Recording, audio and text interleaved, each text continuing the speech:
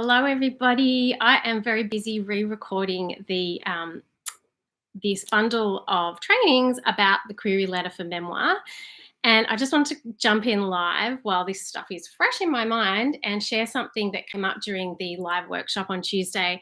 And it's around the purpose of the query letter, because I think a lot of people think that the query letter is supposed to land you a book deal, and it's not. There's only one goal for the query letter. And when I was going through my my archives of query letters and what has led to book deals for me, and query letters that have gotten responses for nonfiction, for biographies, for memoir in my personal archives, which I went through in a lot of detail to see the interactions with publishers and agents as I was preparing the material for Tuesday's workshop.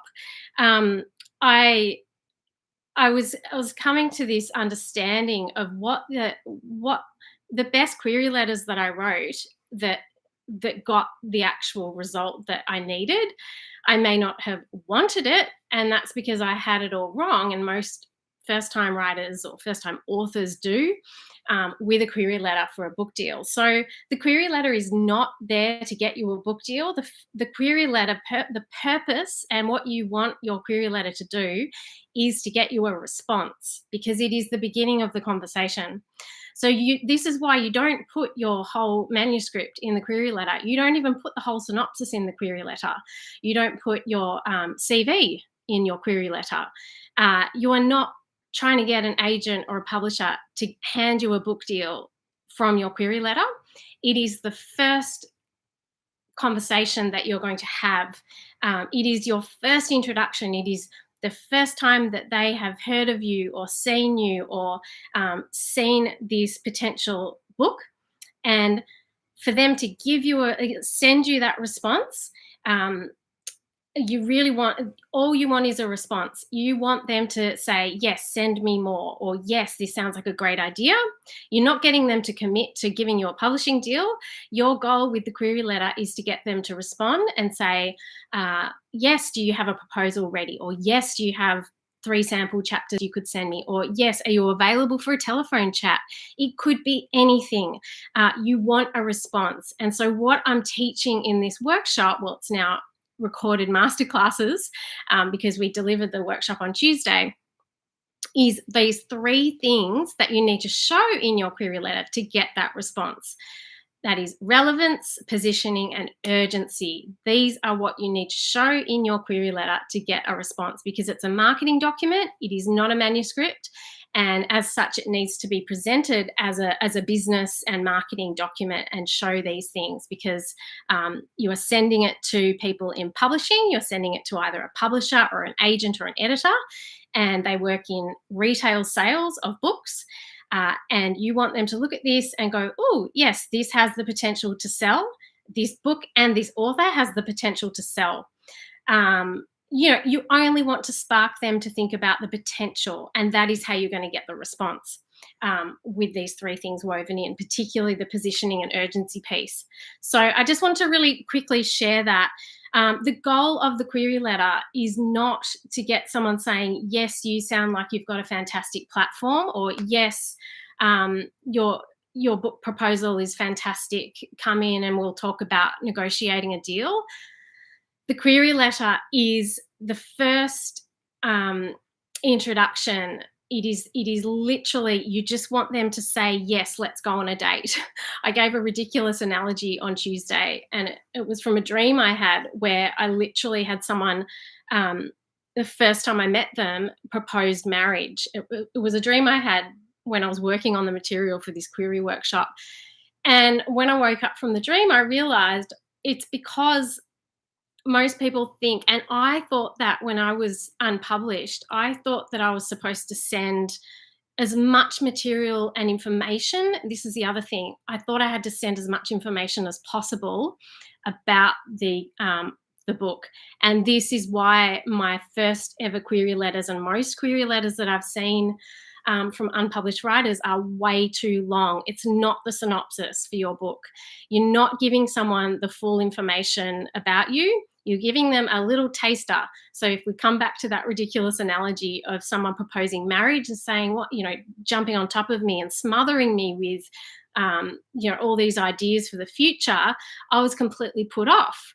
And that's because I hadn't been given any sense of what this person was about. I didn't even know the basics.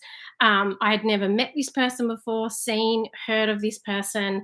I needed some space to just get a few little taster bits. Think, okay, does that apply to my preferences? Is this what I want? And then request put out the invitation to send more. So that is the goal of the query letter, an invitation to send more material. So please watch this video or send it to someone who is querying, who might be, not getting any response, and it's probably because they are sending way too much information. You're not sending information and summaries of your book and summaries of your CV. You are sending people a taster. You want them to see the best of your work, just the most exciting elements of and how that apply to their position in the publishing market and what they're commissioning right now and what they're selling right now and what is selling and what the global population is concerned about right now in terms of relevance.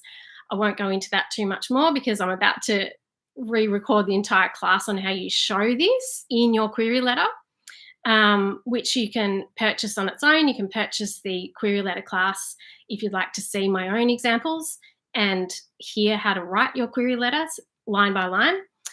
But I just want to share that taster. So the purpose of the query letter is just to get an invitation, a response, a very quick response to send more. And if I look back at the query letters that I've written and sent through my career, I learned so much from getting a response, even when it was a rejection or a no, because that was when a publisher or an agent or an editor would share a little bit more about the publishing process in that no, in that rejection. They'd say, I'm not personally interested in, I'm just giving you an example. One publisher who I had a really good relationship with because I'd got my first book deal without an agent. So I had that direct line of communication with this publisher. She said, look, publishing is really based on passion and personal interest. And I personally am not interested in that topic, even though I know it will sell. So that gave me a really good glimpse. But try blah and blah publishers and editors. So, that was really valuable information. And then that led me to making other connections and finding other imprints at that publishing house and forming even wider connections in my publishing career. So even if it's a no, that's what you want. You want a quick response to your query letter. And I'll show you how you do this if you would like to sign up for the workshop. Actually, it's a masterclass bundle now because we delivered the workshop on Tuesday. I hope this has been helpful. Write a comment if this has helped you at all, because I would love to know if you have been thinking that maybe the query letter was the synopsis or was the full book proposal, because you definitely don't send the full synopsis and blow-by-blow account of everything that happened in your life or your career.